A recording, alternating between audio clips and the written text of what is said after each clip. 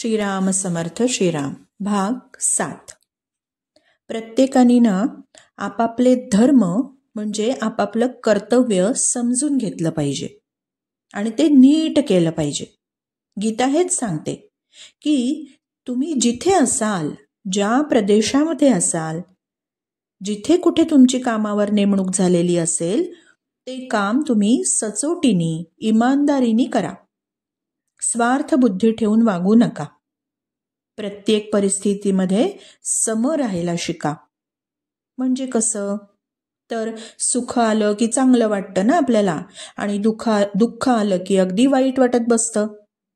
तर सुख आणि दुःख या दोन्हीमध्ये समबुद्धी ठेवा। सुखाने हुरळून जाऊ नका, दुःखाने पोळू नका। आज आपण म्हणतो ना, पॅनिक झाले, मी पॅनिक झाले, ती पॅनिक झालीये, वगैरे वगैरे। तर तसं होऊ नका। प्रत्येक परिस्थितीला शांतपणे सामोरं जाता आलं पाहिजे। हँडल विथ केअर असं करता आलं पाहिजे। त्यामुळे काय होतं? होणारे बरेच अनर्थ टळू शकतात। सुखदायी परिस्थिती आली तर त्याचा सदुपयोग करावा त्या परिस्थितीचा। म्हणजे काय करावं? तर दुसऱ्यांची सेवा करावी, आपल्या सत्तेचा, आपल्या पैशाचा योग्य वापर करावा, सेवा कार्य करावं। आणि या उलट जर दुःखदायी परिस्थिती आली तर मग काय रडत बसावं का? की देवाला दोष देत बसावं? नाही, मुळीच नाही।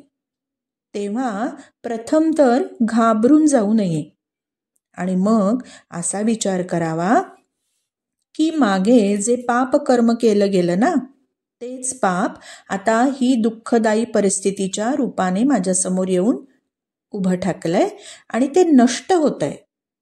म्हणजे पहा, एक व्यावहारिक उदाहरण, जर आपण बँकेतनं लोन घेतलं होतं आणि आता त्या बँक अकाउंटमधनं आपल्या अगदी डायरेक्ट 50,000 रुपये कट झालं, मग काय दुःख करत बसायचं का? नाही, ते लोन फिटलं गेलं ना, तेवढं लोन कमी झालं, असा हिशोब असतो तो।